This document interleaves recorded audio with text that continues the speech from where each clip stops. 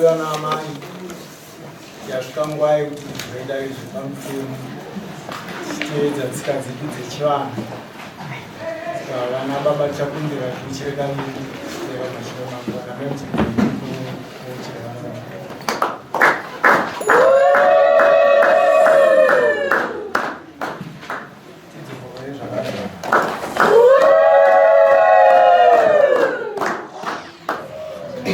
vanonyora madhara nhasi mukumidze kunyora ndoda kutomborova chai kuno chifoni ndimboranga kuti nemazuva asati ndatsvaira muno nhasi ndoda kutsvaira usora mvura yangu indoena ndoda kutombotsvaira nhasi zvakaipa kwete zvokutombotamba ndine urombo nhasi anonyaerera kutiunza hazvitombomisi bozi ndikasadaro hazvitombofamba inde nyika andimbotonga ndikatonga chitini ndika ngatimbomirai titange tashumba mumwe munhu akati ichuya zvikanzi gatanga tanyengetera shumba unganyengetere mvura ichuya mushumba ichuya atototiza saka ndiri kuranga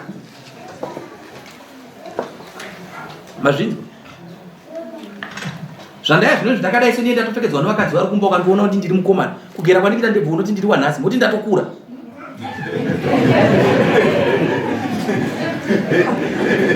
ndiri kutaura nyaya yemhirizhonga mudzimba kuti idai varume venyu chaivo chaivo idai vakadzi venyu chaivo chaivo tiri kuwirana kwakaona uchiona hapana munhu akashata panyika mwari achisika denga nenyika akasika munhu wese vanhu vakaita se vakanaka akati chinhu chandasiya panyika munhu akafanana naiye ndobva asika imimi hapana mutsvuku hapana mutema makangofanana makasikwa namwari saka gadzira mukadzi wako kana ari pakutai kutsvukisa kana akaita accident akatadza kusoneka zvake musonese ndizvo kwauri saka ukanona ndakade kufundzisa kuti mukomana iwe ndati wakunza asekuru wanei unototasa kuita zvakanaka basa ratakanovafufura unoziva here kuti unenge amiyedzi wekuti ndikuda mambo mambo akadiwa kutara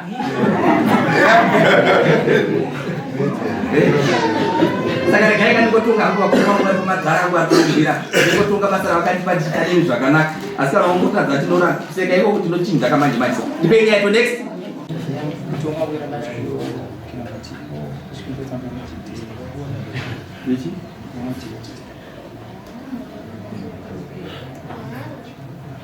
yei pedza nomukomana ndida kutaura pana dzokerera mukomana auya kupayment paine 500 chero uya naye pana ndipano nyaya mbiri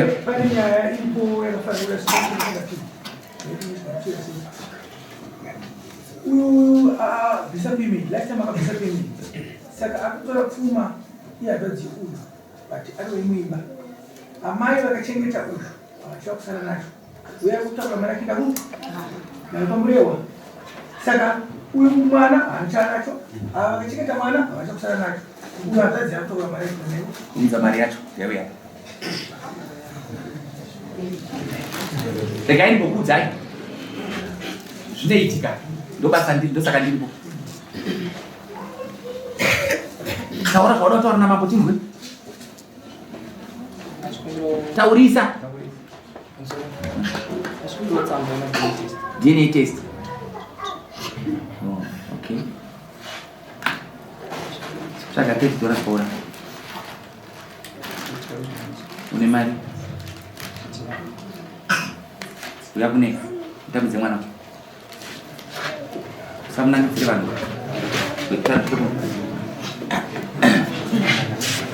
simuka utarise kuno vanhu iwe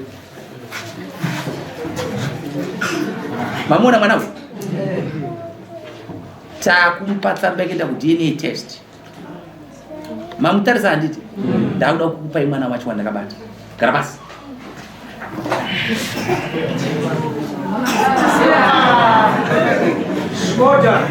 where's your father baba waparupi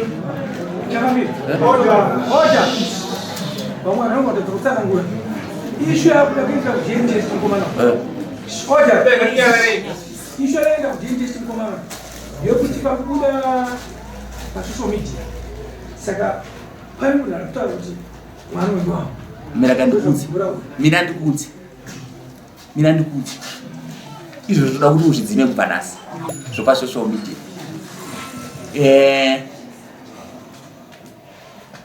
takabuda kubhurwa itapiwa motikari napuresident zvakazobuda futa mureje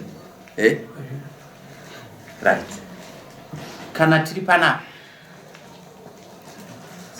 munhu akakutuka unodzorera chakaipa chinosidzwa nechakaita sei.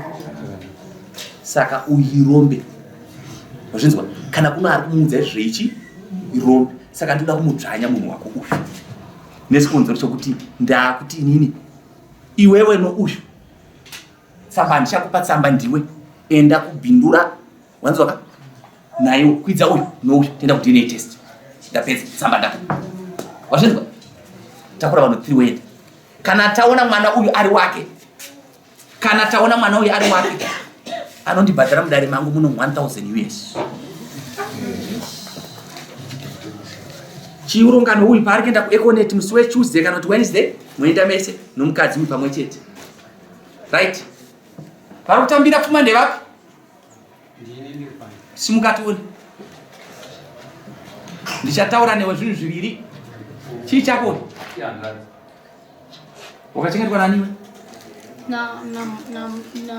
Munina mama. Ari kusangura mama. Right. Baba wako ari? Baba wangu ari kwamurera. Akakuchengeta kusvika kukura kusvika kwasvika pandiani? Ndi mama kunoku mazuva mene. Oh. Wakasiwa ukaita sei? Ndikabva kumba ndaigara nambuya ndikabva ko ndiri grade 4. Vanaenda kunogara namama vasvika ndipedze form 4. Ndandaigara navo. Okay. Baba ari vari kuzungu. kuya anogara ku? Anogara kuzungu. Alright. Pawakambororwa pano zvakambobviswa here zviri nani? Pane pawakaenda unobvisa 180. Ana baba ndovazotora asi zvakazofamba sei. Saka izvezvi pauri based paunoti kwawakadzika midzi ndekupi mwana? Ndokanga ndichigara ikoko pana mama. Ndokwaurina manje kusango ramama ndokwawakapiwa kuti mwana ikoko. Right? Makaberekwa pamwe chete namai mumwe chete? Namai wekomukoma mumwe. Alright. Kunana baba? Iwani. Baba iwani. Okay. Akabva ari grade 4 here? Achigara kwani? Aigara nambu. Anani? Kuna ambuya akabva. Kuna ambuya achienda kuna amaini. Kuna amaini ambuya akabereka amai? Okay. Mune imwe here nguva yamukati ambuya vachengeta mwana pakubva pamakore avakamuchengeta chamukapa pachegumi? Ambuya handisati taurwa. Kuna baba ndo vakabvisa mombe nekadhibhokisi. Muchipani? Asekuru. Baba waamai wawo. Baba waamai vaona ambuya akakosha ndiani? Takapa wese. Pindura mubvunzo. Akakosha ndiani? Ndamai. Makapa here mbuya? Ambuya ndatisati taurwa.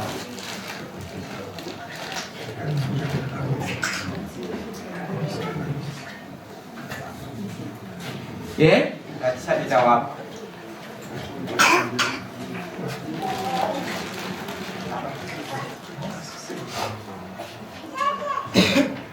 Vanozipuwa rizi vasamira ruboshwe here?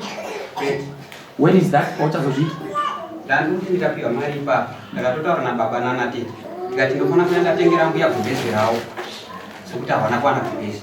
Ko ambuya amai ava vakachengeta mwana ava kwaari kugara nhasi? Amai takatipa mari zvairi 600 ekuya 200 ndoyaamai 200 tikutengera ambuya wakabereka amai uwa. Apa mabva kupi mese? Inini ndabva kumwe. Ko wasangana naye? Pana. Waya kubhengi?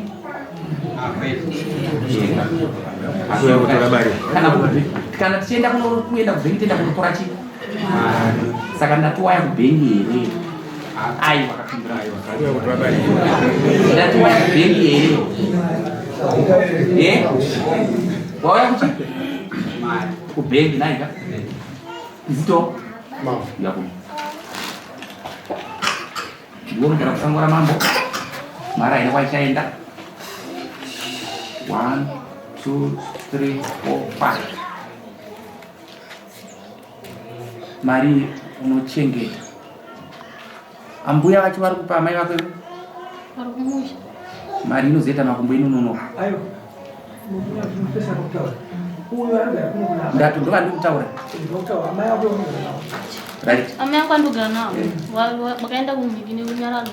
Rokuya nhasi. Alright. Itaso. Maria na uti unokuva iwewe. Apa unokumwe kwaunorara here iwe? Ndogara naamaiwo. Kupi? Kusangura mambo iwo. Ndokwakugara futi? Ndokwandiri kutoenda ndichibva pano. Alright. Kana waenda kuna amai vavo uye navo kuna mambo wazvinyi? Unouya navo Tuesday kuseni neuyu pamwe chete neuyu. Wazvinyi? Uya nemari musi Tuesday kuseni. Asi pakutaurwa naanga amai andifungoti vanokwanisa kuuya nekuti wakatoti iwewe kana wauya ipandikuwana mari yebhasi kuti ndikoneita sei. Ndati teera kuti zvandikutaura nyaya yekutonga kana yekutaura asi yako ndeyangu. Ndakubvunza kuti ambuya vakakosha mazvarira vakazvara mai nababa vakakosha ndiyani wanipindura. Ndosaka mwana asina ruka hausi kutatuka utasangoda kuita feni. Shut up. Next case. Foni wananditena chashandisa tese. Ndange shandisa mazuva mashoma bva tangotondorera foni iyo nemapleti sete mapleti ejaka yakasvika bva mai wake ndikatiri pamoto nechigero. Right. Mafoni yacho nemapleti ejaka zvino. Foni upi?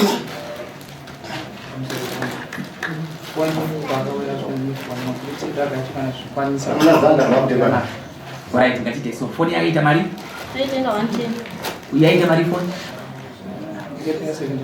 Alright, $70. 70 minus 10, 20. Wait. 70 minus 20. Ndubvunza iwe. Foni paakauya. Foni ndandinacho. Alright. Ndinoda kubvunza munhu mwacho. Paakakuona uno zvinhu zvako zvauno hembe dzako dzakakwana. Akaona uno trouser. Rako iwewe. Hana kuti wacha iwe. Ai wachiri. Une munda wake kai. Right, unompa $30. Iwe unotora anopa $30 ne mapureti yake esomba. Ndiwo enda kutora anezwa zvisinga mwana. Next. Zambia unoenda negomba mwana. Iwewo chipiri ubhoya chitatu ubhoenda nemukomana. Wozi chipiri muneni kuseni. Next.